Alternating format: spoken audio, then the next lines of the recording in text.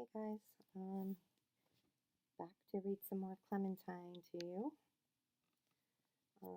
So, believe we are on chapter 7.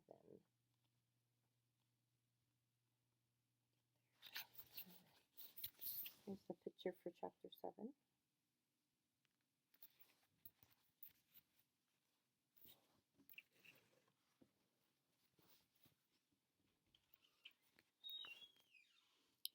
I knew Friday was going to be a bad day right from the beginning because there were clear parts in my eggs. I can't eat eggs if they have clear parts, I reminded my mother. Eat around them, she said. Just eat the yellow parts and the white parts. But I couldn't because the clear parts had touched the yellow parts and the white parts. So all I had was toast. Have you got all your stuff? My dad asked as I was leaving. Of course, I said, right in my backpack. But when I went to show him my homework, 3 sentences about the planet Saturn, which I had decorated with a picture of some squirrels I'd seen in the park, it wasn't there. Better go check the black hole, he said. I gave my dad a that's not funny look, but I went into my room to check. The black hole is what my dad calls the place under my bed. He says things mysteriously disappear there. I do not think fathers should be comedians. I bet some of you have some black holes in your room too. My homework paper was not under my bed, and the rest of the day got worse. On the bus, Margaret walked right past our usual seat and sat down next to Amanda Lee, even though all Amanda Lee talks about is going to the mall, which is boring. Sorry guys, I gotta find my plug. Ah, found it.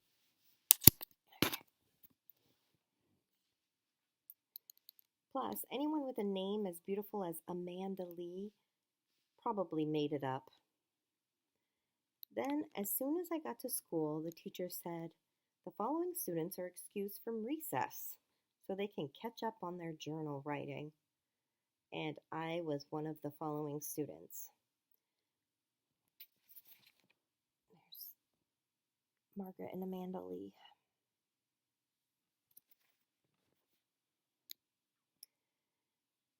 Three times during journal writing, the teacher said, "Clementine, you need to pay attention."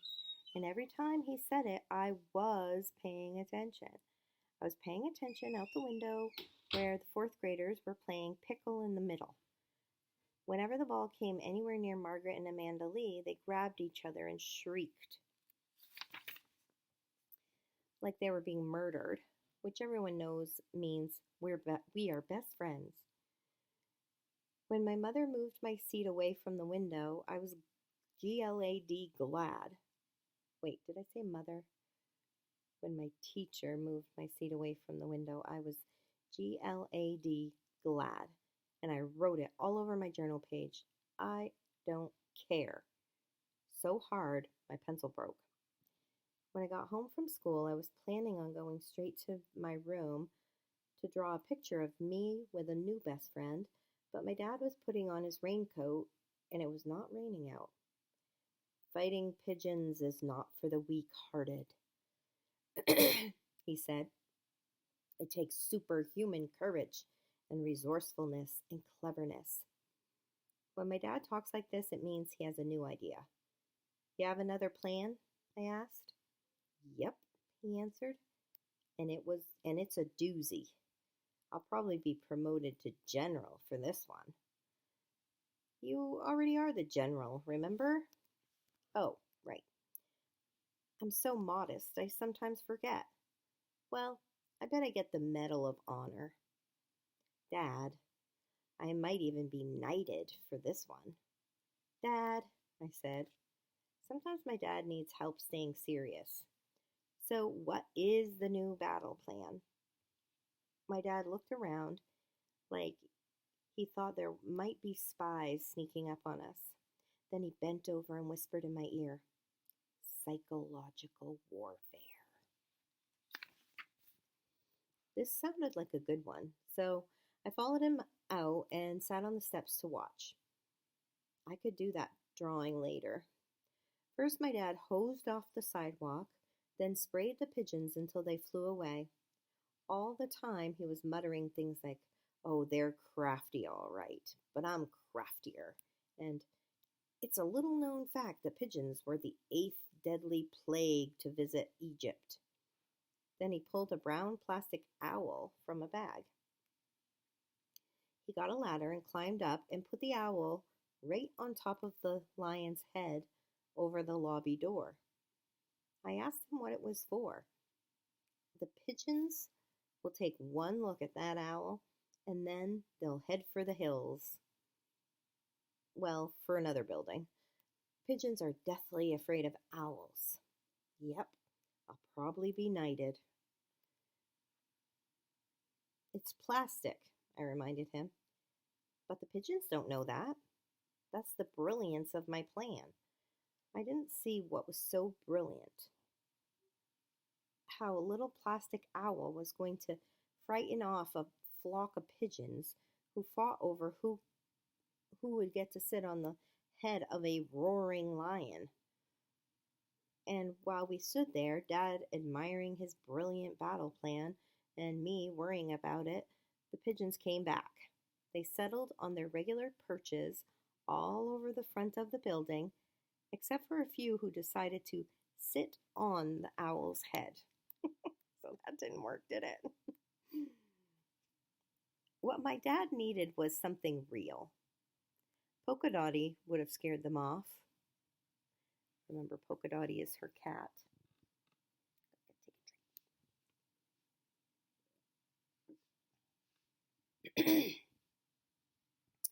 Dad put the ladder and his raincoat away and came over and sat beside me. "You still miss her, don't you, sport?" I nodded. "I miss seeing her when I get home from school. I miss patting her where her fur was so soft under her neck. I miss hearing her purr when I fall asleep. I even miss the smell of her cat food." "That's a lot of missing," my dad said. "And she would have scared the pigeons off, wouldn't she?" "Absolutely. That was one terrifying cat."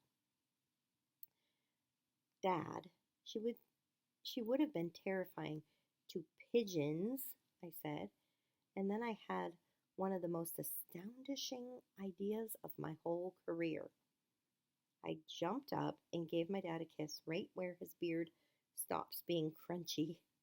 Then I ran back into the apartment, went to my dad's bedroom, and reached under the mattress, where I keep my favorite picture of Polka. Then I ran to the copy shop at the corner. "Can you make this bigger?" I asked.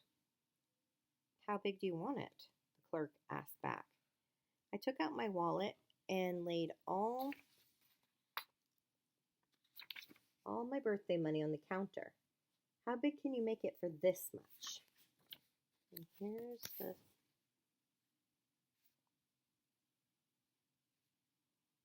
you can see the pigeons up by the owl, not being very afraid of them. The clerk counted my money and thought for a minute. "I can make that cat the size of a German shepherd for that much money." "Perfect," I said. Then he took the money and the picture of Polka and told me to come back the next day at 4. I ran home and let myself into the apartment. My dad and Mom were in the kitchen. "One left," my dad said. "One's all we need," said my mom. "Do you think we should do it?" "I think so," my dad answered. "I think it's time." "Okay," my mom said. "I'll call tomorrow." One's all we need. I slammed the door behind me so they would know I was there. If they were talking about getting rid of me so they'd only have one kid, the easy one, I wanted them to STOP stop. Not that I was worried. They probably weren't even talking about me anyway. Shh, my dad said. She's home. Okay, fine. I was worried.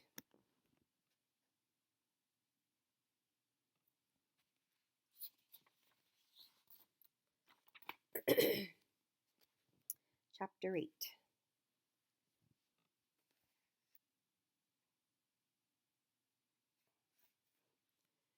Here's a secret good thing. Sometimes I like journal writing at school because I can remind myself of things I might forget when I'm a grown up, like that I plan to smoke cigars and I do not plan to get married. Cigars, yes, husband, no. What if I forget these things? One more thing to remember when I'm old: if I ever do get married, which I will not, I will only have one kid, the first one. She's plenty good enough, even if she's the hard one.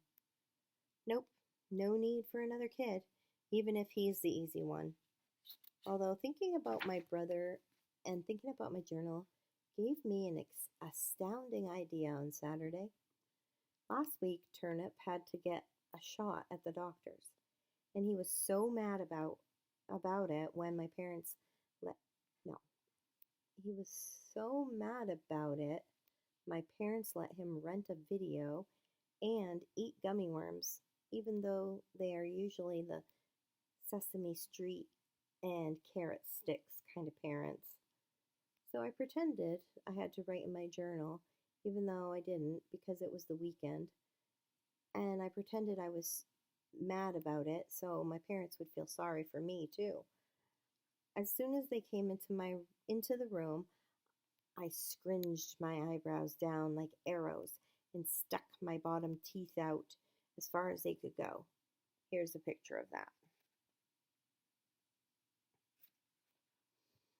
If my teeth were pointier, I would have looked fierce, like our stone lion. Still, see how mad I looked? But guess what? My parents did nothing, because they are not good at paying attention. Excuse me, I said. I am very mad about this journal. May I please have some gummy worms and a video? They stared at me like I had spoken in the secret language Margaret and I use, when I was almost sure I had not. You let Zucchini have gummy worms and a video when he was mad about his shot, I reminded them.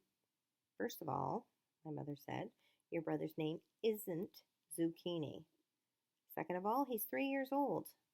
And third of all, my brother said, considering all the trouble you've gotten into this week, I don't think it's quite time for special treats, do you? Okay, fine, I said, but it wasn't.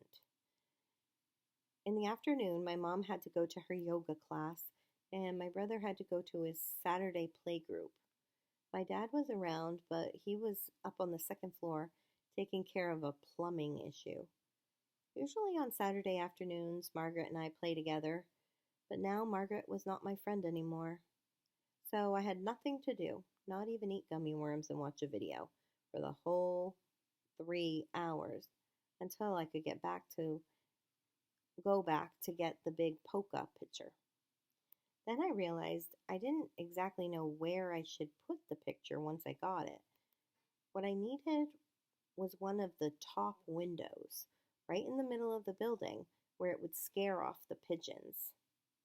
Margaret's apartment was on the 5th floor, but I didn't think Margaret's mother was about to let a common criminal use her window. The man who lives on the 6th floor smells like meatballs, so I never visit him.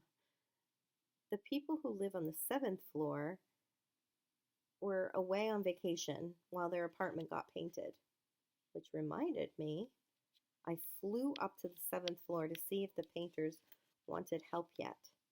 Nobody answered the apartment door when I knocked. But the painters' stilts and all their brushes and paint cans were out in the hall. The hall hadn't been painted yet, which gave me a great idea. I could do it for them.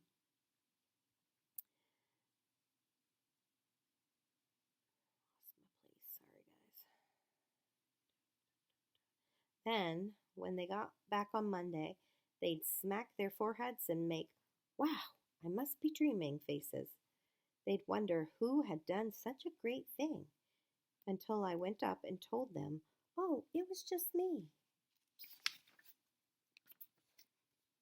I was smiling all this while, all about all this, while I strapped the stilts onto my legs.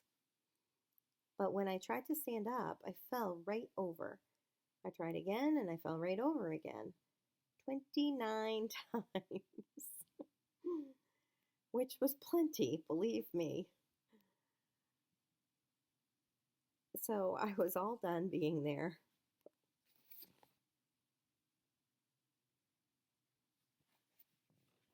Ouch.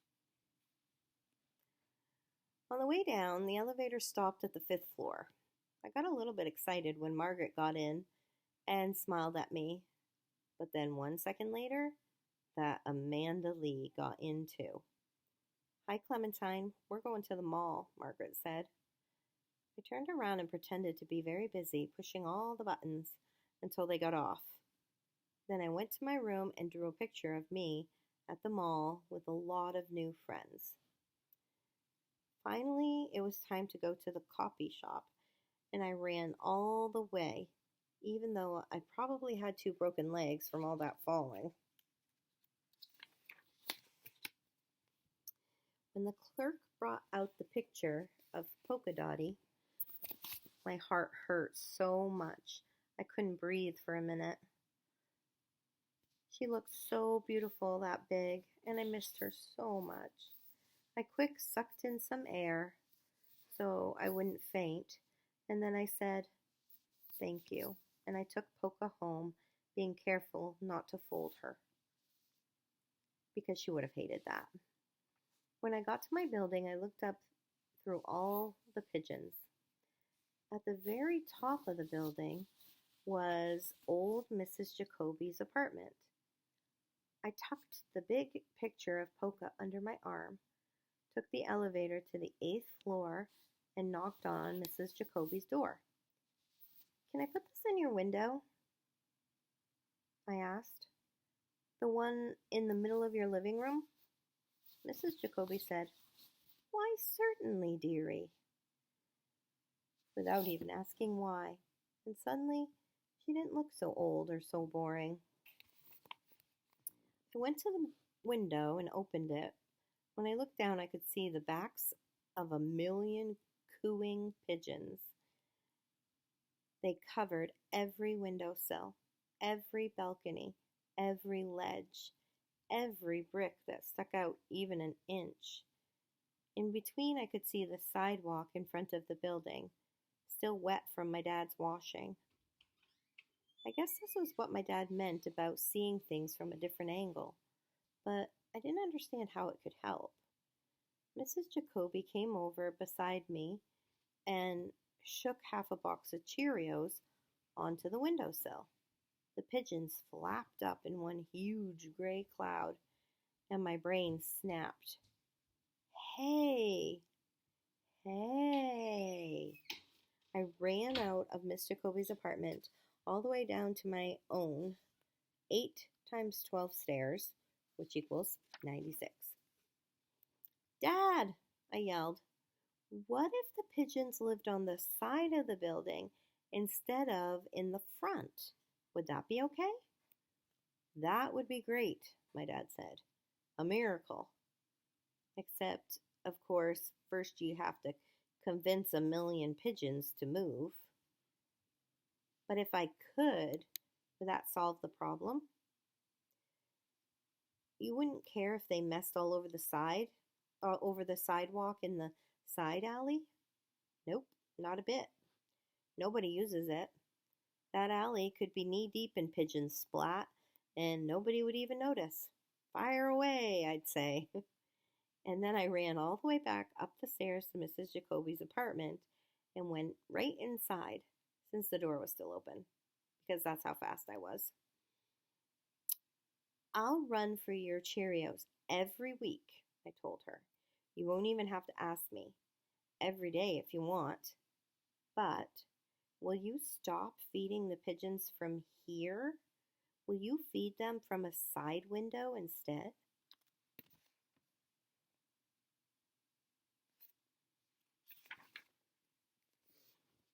I took her into the dining room and showed her a perfect place.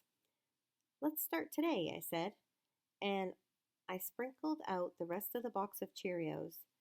And even though pigeons have tiny bird brains, they got the message pretty quick because right away a flock of them flapped over. And it was even better for Mrs. Jacoby because this was her dining room, so she could see all the pigeons eating when she was eating. And then I was all done being there, so I ran back home to tell my dad the good news. He and my mom were in the kitchen starting dinner. So I told them, and I told them, and I told them. And my dad kept saying, "Way to go, sport." And my mom kept saying, "Thank goodness. Now you don't have to spend your life cleaning up after those pigeons." They were so happy. But my parents were sneaky too. Somehow, while I was telling them about Mrs. Jacoby, one of them slipped me a colander of green beans and brainwashed me into snapping them. I didn't really care though.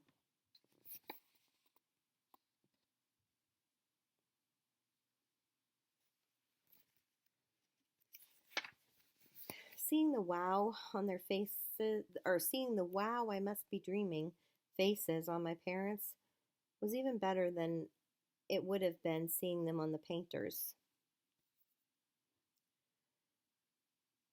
Unfortunately, they didn't have those faces very long. After dinner, my mother said she'd better get a little work done. Then she went to the cupboard to get her special markers, which were still in Margaret's room. You used my, not the permanent. Those are for, what were you? It was a bad sign when Mom can't finish her sentences. They're at Margaret's, I told her. They're fine, not even chewed on. I'll go get them. Oh no, said my father. We'll go get them. I think it's time we had a talk with Margaret's mother anyway. You'll go sit in your room and think about things. So I went to my room and thought about things, like Margaret's mother explaining to my parents about the easy one, hard one rule.